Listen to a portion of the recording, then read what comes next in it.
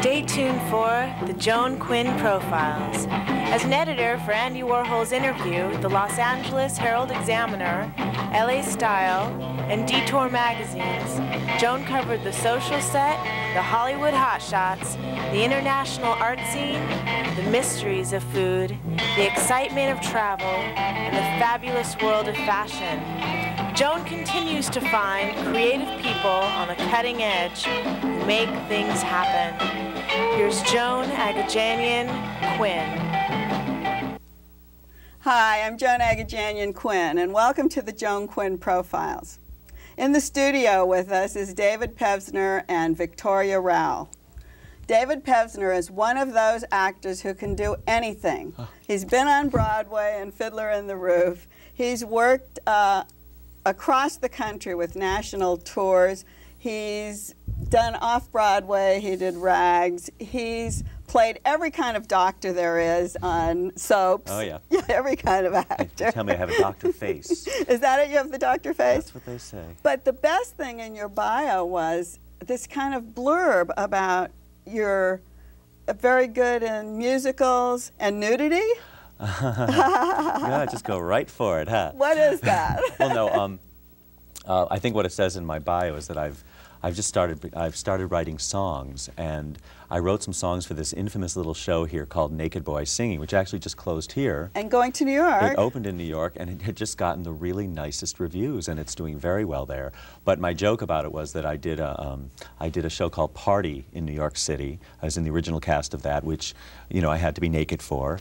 And then doing a review like When Pigs Fly, which is what I'm doing here, and I also did in New York. I sort of took my knowledge of both of those, put them together, wrote the songs, and now they're in a show. So those are your songs at Naked Boy? 3 of them are, yes. Were they your songs when it was playing here as well? Yeah. Did you work in it? Did you sing? No, I wasn't in. I feel like I've done my time being naked on stage. You know, let somebody else do it. But it was great. When I went to pick up the flowers today over at the flower shop, Clifford Miller said, "Oh, you're in your gym clothes." I said, "Well, we've got this guy who's got a wonderful physique, and when pigs fly, and he gets his clothes off." Not all of your clothes. No, right? not all my clothes. And he went, "Oh, no wonder you're doing that." Like I said, I've eschewed that behavior. But does it create actually a problem, seriously, about keeping in shape? I mean, do you become obsessed by it? You know, it's not so much a problem, really. It's just, it's sort of part of the job, you know. It's part of the role, in a sense. And I think now that I'm a little older, I don't get as obsessed about it. I feel like I can maintain it, and you know, I don't want to be up there in a fig leaf and a paunch. You know, one of the things I wear is a fig leaf, so I do have to take care of myself. But maybe they wouldn't hire you if you had a paunch. I think they would. I think it's not so much about that, but you know, there's that little bit of vanity that makes you go, I do want to look good when I go out there. And you know what? But I've always, for the last 12 years, I've gone to the gym. I love it. So it's not like it's, you know, I'm suddenly all of a sudden getting manic and paranoid about it. I just do it. But it is really pretty amazing, and I won't go on as soon as I say this, but when you see the play, when you see the play and you walk out, you know, with your fig leaf or your little towel on, everyone in the audience just kind of goes, "Ah!" Do you hear it? Do you hear it on stage? You know what it is for me? It's like, I'm in Hollywood now. I go to the gym. There are 8,000 men there with, like, you know, fabulous bodies. So for me, it's just like, if I took it that seriously, I probably would fold. For me, it's just, I try to look as good as I can, and if it's not good enough, well, hopefully the rest of the performance makes up for it. You know? That's right. How did you get started performing? Oh, God. Well, you know, as a kid, I used to imitate TV commercials and all of that, and I was always too scared to do anything about it. So I went through the, you know, high school theater and college theater, and then came to New York. I'd gotten an agent before I came to New York City, and just started auditioning for stuff. Where'd you go to school? Carnegie Mellon University in Pittsburgh. Did? Andy Warhol School. Yes, that's true. That's in Pittsburgh. Right. Yeah, very good. Good school. Yeah, I can't say. Beautiful buildings. It was. I can't say it was the greatest time of my life, because there was a lot of sort of university pressure put on you, and when you're dealing with something that's so emotional and personal, which is acting, you know, they could sometimes go in through the side door and make you a little crazy. So I really feel that most of what I've learned and sort of my learning of the world, you know, just common sense, happened for me when I first came to New York City. Well, did your mother want you to be an actor? Well, I think... From Carnegie Mellon, what No. she wants you to be, a No, actually, scientist? I'll tell you something. Before Carnegie, no. Before they were like, well, that's really sweet and cute and all that, but they wanted me to be a doctor, a lawyer. It's a Jewish family. But, you know, I think it was, I went to the University of Michigan for 1 year and sort of took the requisite courses there. And in between, I did a season of summer stock, and it was my first professional summer stock. And after whatever show I did, I remember my folks coming backstage knowing that I was going to go to Carnegie Mellon, that I was going to switch to Carnegie Mellon to be in their theater program. And that's when they essentially said, look, we're your biggest fans. We support you in anything you do. And they've been, oh my God, incredibly supportive. But that's really a boost, isn't it? I mean, it just makes it work. Well, my parents are sort of cool because, you know, I did party in which I was naked and, like, you know, ask your mother. Did they come to see you? Well, you know, like I told my mom, you know, you don't have to come. And finally she said, well, David, I'm going to come. It's just when you get naked, tell me, and then I'm going to leave. Well, she didn't quite leave. She didn't do that. She went like, I told her what the cue was, and for the rest of the show, she did this. Did she? That's so cute. But she came, you know. That's so cute. And they were just here recently. They saw When Pigs Fly. Well, let's see When Pigs Fly. Tell us a little bit about we have a clip from it, but tell us about the show. What is the show? It's such a wonderful show. It ran in New York for 2 years, and now it's here doing very well. It's essentially the story of Howard Crabtree, who is this real costume designer, a brilliant, brilliant man who was told in high school that he would do fabulous, over-the-top, creative musical comedies by his guidance counselor, When Pigs Fly. She, you know, tried to put the kibosh. He'd never do it, right? He would never do it. He should do something practical. And I think it's, as I said before, I think it's something that we all understand. And so this is sort of like the character of Howard Crabtree trying to put on this incredible over-the-top musical revue at all expenses and all the kooky things that go wrong. And because he was such a brilliant costume designer, all of the numbers sort of have the central focus of the costume. You know, just amazing things happen. Shoes light up and dresses drop into incredibly beautiful creations. And it is the most amazing, funny, smart show you're going to see in such a little... And you're, it's a review. It's a basically review. Pulled together. With this very light storyline of this guy essentially trying to realize his dreams. And so we have you in... Oh, this is a number called Not All Man. Not All Man? Right. Okay. We'll see that. Okay. I want to blend in, I want to belong, but I can't fight the feeling that there's something wrong. Why do they say I'm not all man?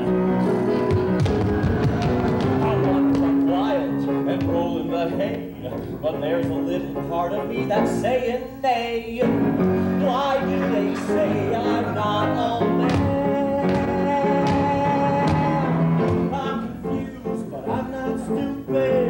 Back in school I was head of the class.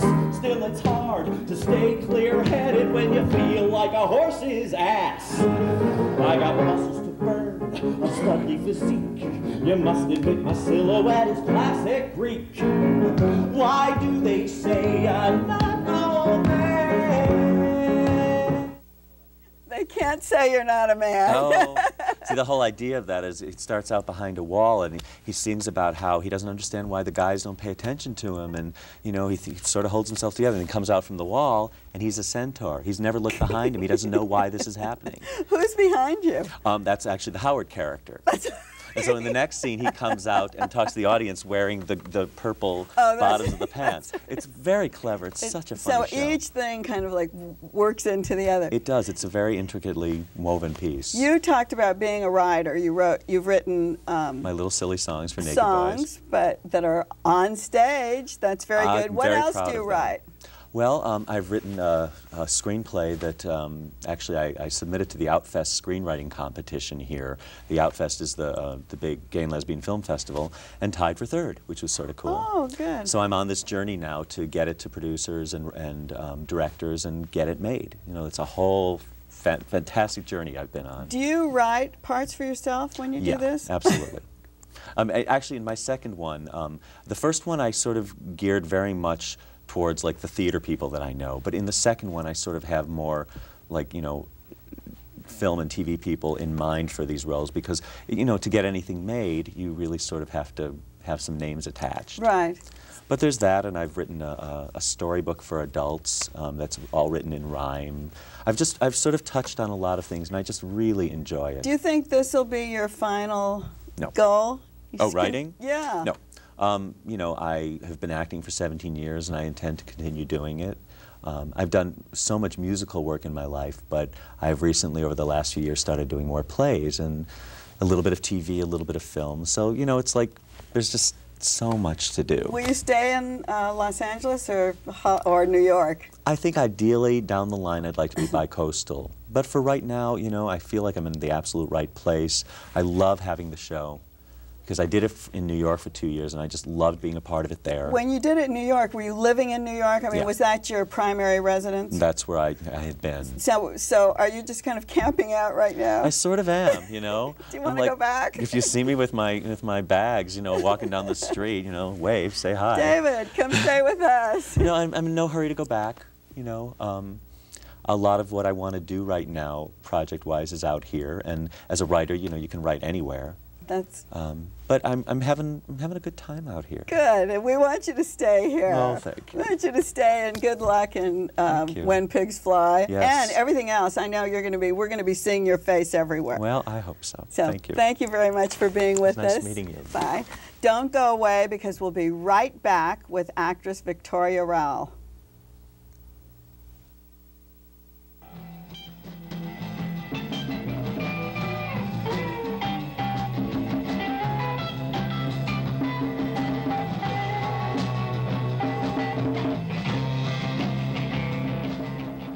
Hi, I'm Joan Quinn, and we're back with the great Victoria Rowell. Our director just looked at her and said, "Oh, let's go on for hours." Victoria Rowell is not only an actress who's had long careers in two great shows, one of them Diagnosis Murder, and the other one, The Young and the Restless. The Young and the Restless. CBS series was Diagnosis Murder. But she's appeared in numerous films. She's received all kinds of honors, especially 6 Image Awards for the NAACP, which is such an honor, and writes and dances. But she also helps foster children. She lobbies for child welfare. Victoria, let's start out and ask you, did you study dance as a child? Yes, I did. I did know that. In fact, I had my point shoes on today, Joan. They're very pointy. I studied with the Cambridge School of Ballet in Massachusetts, and then I won a Ford Foundation scholarship there, and then went to American Ballet Theater on scholarship, and then continued with a professional dance career. So did you audition to win your scholarship? Is that what happened? Or how did you get to Cambridge? Well, to the school? I was living in Maine, and I showed a great love of classical ballet. And Just no one in your family? No one in nothing? my family. I just love ballet, especially. And so there was a relative in Massachusetts, Richard Armstead, who noticed a flyer going around for youth to study classical ballet, specifically inner city youth. And we were trying to figure out, how can we make this work? I was living on a 60-acre farm, and I had to suddenly become an inner city youth, but we made it work, and there I was, and it was fantastic. I stayed there for about 6 or 8 years in Cambridge. Did you plan to be a professional dancer? I guess so. It was all that I wanted to do. I didn't want to be a prima ballerina or even a principal dancer. I just wanted to be in the corps and travel and learn the ballets. Oh, really? But I was singled out to do a lot of soloist work, and it was very rigorous. It's not a career I would necessarily recommend for my daughter, but it's something I got a lot of value out of. What about acting? Did you then take acting lessons? That was an accident. That was Another completely accident? a series of good fortunes, I guess you could say. I was invited to audition for commercials, modeling, and then some commercials, and then Bill Cosby invited me to be on the show, and to audition, I should say, for the show. Where were you at this point? New York? I was back in Boston. Oh, you're back in Boston. I had done my stint with American Ballet Theater, and I was back in Massachusetts teaching in Roxbury, inner city youth, teaching them classical ballet. Oh, you were. So, but then I got the calling to come to New York and audition, and I finally landed a film with Bill Cosby, and then things continued to roll along. So could we say that's your lucky break? Yeah. Would it be? Yeah, I would have to say so. And then Absolutely. Did you come to Los Angeles to live then? I did the film with Bill, and then I had a recurring role on his show, and then I got a wonderful audition request from Fred Silverman for ABC at the time for a pilot, which didn't go, and then I was invited to audition for The Young and the Restless, which did go, and I stayed there for 8 years. And how does it feel to stay in one place for 8 years? Do you do other work at the same time, or what happens to your life? I always have done at least three things at once. When I was a dancer, I sold vintage clothing on East 8th Street. I was an au pair. I always have done many things. So when I was on The Young and the Restless, I was working with not only Eddie Murphy in a film, but I'd worked with Jim Carrey on a film, and I also got another series with Dick Van Dyke. So you were able to break away? How do you do that? Well, see, when actors say to me, okay, what are you doing? How come you're getting to do this other work? And I would say I don't leave it to my manager necessarily or my agent to negotiate the deal. I think it's imperative that the actor get involved in the negotiations.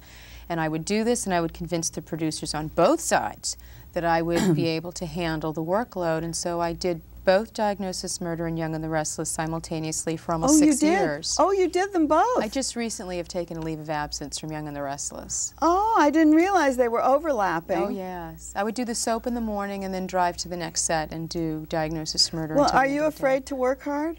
No. I think you have this great work ethic, don't you? Or maybe it's an artistic ethic. I think to be a true artist, you have to be a hard worker. I agree with you, Yeah. and I think the idea of not dropping back and saying I can only do one thing at a time. Oh yeah, forget that. Yeah. Forget that. And and I think, of course, a person's exposure to things certainly enhances one's artistry. So.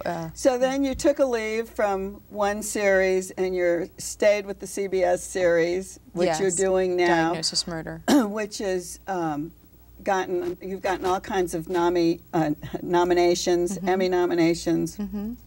Yes, the actual NAACP Image Awards were awarded to me because of my daytime work. However, I've been nominated for Diagnosis Murder for the Emmys as well as for the NAACP. But it's more importantly... Oh, but is it NAACP have to do with your acting or with your charity work? Always with my acting. Oh, it does? Always with my acting. They have the Image Awards, yes. Oh, I thought it was more with your foster child plan. No, the NAACP Image Awards really applaud African American artists as they had not been in the not so recent past. And it really is to give them their props for all of the hard work. Yes. What do you prefer in entertainment? In entertainment. What do you prefer? Movies, TV? Oh, no, I don't have a preference. See, because you can do them both at the same time. That's right. I don't have a preference. What about stage? Have you done any stage work?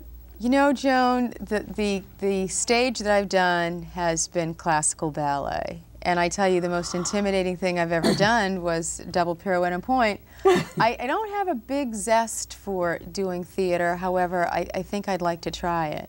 That's interesting because you look like you feel, and I've been with you. You're comfortable talking, and it seems like you would love the stage because it's like electric. It is electric. It is electric. There's nothing like that energy between the audience, and although you get into your own world when you're on stage, whether you're dancing or acting or what have you, in any type of performance art, but that initial entrance onto stage is terrifying. Is it? It's just terrifying. Yeah. So, but. What about writing? I really come to enjoy writing. I've always written, but I'm enjoying putting some stories down on paper, and I am enjoying the results. I've been invited by Viacom in the past to do a story, and I decided to hold off and do more of the writing myself. So I'm working on a piece right now. So you'll be writing something that has Victoria in it. Not necessarily. I don't write to star myself. Yeah. I really have a wonderful story. I may be in it, I may not be in it, but that's okay. I'm really about getting the message out and getting the piece performed. So I may not necessarily be in it. I will produce it. Well, how do you feel about living here as opposed to the East Coast? Well, I'm an East Coast gal. I know you are, and I've just begun to go to Boston a little bit now. I've always been in New York, but Boston I've just starting to know, and I think it's so fabulous. Isn't it beautiful? It's fabulous. I'm really partial to the East Coast, growing up in Maine and then Massachusetts. I never envisioned myself being out here. I didn't drive a car. Oh, I and forgot that was about a problem.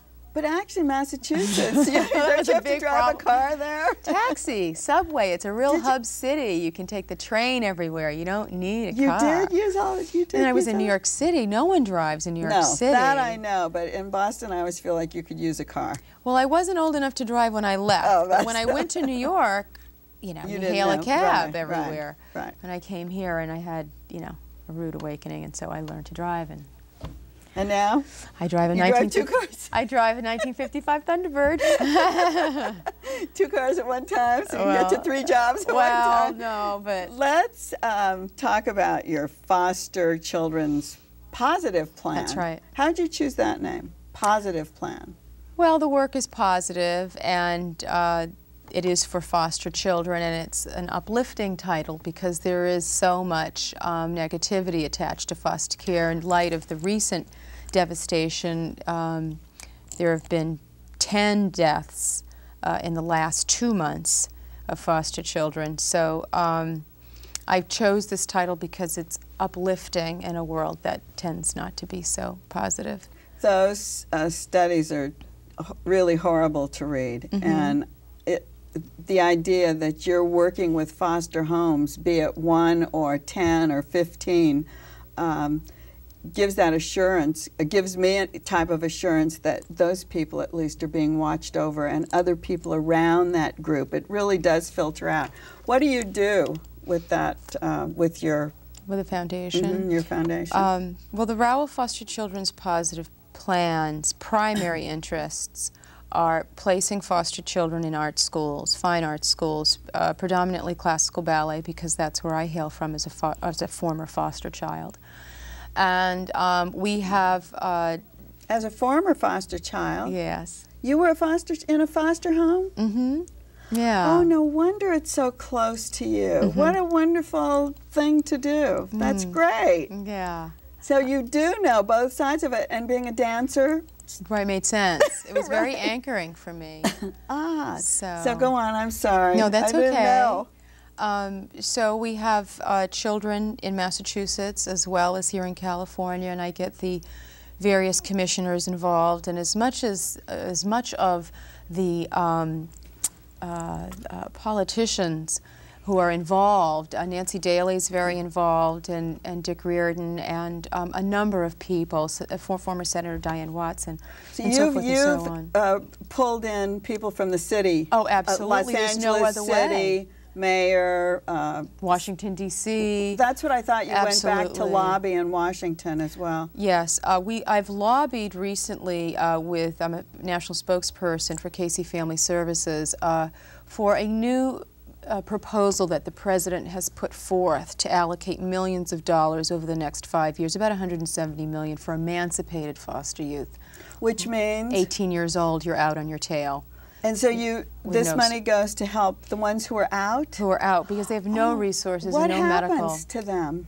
They become homeless. And we Do have, they? right now we have 500,000 foster children in the system, and about 20,000 per year are emancipated. So they are our new homeless. They're calling it the new homeless, but we've been here all along. It's a horrible situation. So that leads me to mention that I started a job initiative with Viacom Pictures to adopt former foster youth, emancipated foster youth, as production assistants on their programs, and they've really embraced the idea. And we have people on Sabrina the Teenage Witch and Lynx and Diagnosis Murder. I'm very proud of the program and really applaud companies like Viacom. It's so great, but it's also important that someone who has a connection can do it. I can go out and say I want to work for foster children, but I'll get doors closed in my face. Not necessarily, Joan. I mean, you know, but you know what I mean? You have to really be on the inside. Like you said that some of the, your shows are now being produced to be responsible to youth. Yes. Tell us about that, because I think that's to be applauded. Right. I pitched an idea to Diagnosis Murder regarding foster care. And because these major networks have a plethora of people and they really can get a message out there, I thought perhaps this would be a wonderful vehicle. And so Diagnosis Murder, the producers and writers agreed to run a storyline within 3 episodes of foster care regarding a foster child and the effects that foster care has on this child. And I was thrilled that they adopted the idea and that we're really putting it into action. But that needs to be a beginning point for responsible television and responsible filmmaking, because those are the problems that we need to address. I agree. How do you raise the funds? Because I know you're, besides lobbying and putting all these people together, you're also doing fundraising. Well, people like you, Joan, come to fundraisers like Goddess for a Day, which I'm throwing. What is that? What would that be? Well, Goddess for a Day is a day of beauty for women. I'll invite about 50 women into my backyard, and they'll have paraffin, and they'll have steam, and massage, and poetry, and then harp. They pay to come. They pay to come, and it's BYOB, bring your own bathrobe, bring your own book, bring your own bathing suit. And they pay to come, and they spend an afternoon champagne brunch. But that's a newer fundraiser that I'm doing. But you've done big fundraisers. This is on a small, intimate level. That's right. Our bigger fundraisers recently, I did one with Nancy Wilson as our headliner. I see. And also Maxine Waters, Congresswoman Maxine Waters came and spoke. And then the previous year we had Wynton Marsalis. And so I go for big names to come and perform so that we have a good draw. We also do a fundraiser every September for our foundation in Massachusetts. Oh, so you go back and forth with this? Yeah, oh yes. Well, Victoria, I think you are a remarkable woman. I love to see someone with the energy that you have, because you make me feel like I'm lagging behind. No, Joe, not you. But I thank you for coming, and thanks for Sure. explaining all of this, because when people start seeing and thinking about a way to help, this is a great way to help. Sure, the Rowell Foster Children's Positive Plan. Thank you. Thank you, Joe. Bye. Okay. Thanks for being with us today. Keep writing to 777 South Figueroa, 40th floor, Los Angeles 90017. And we'll see you next time on the Joan Quinn Profiles.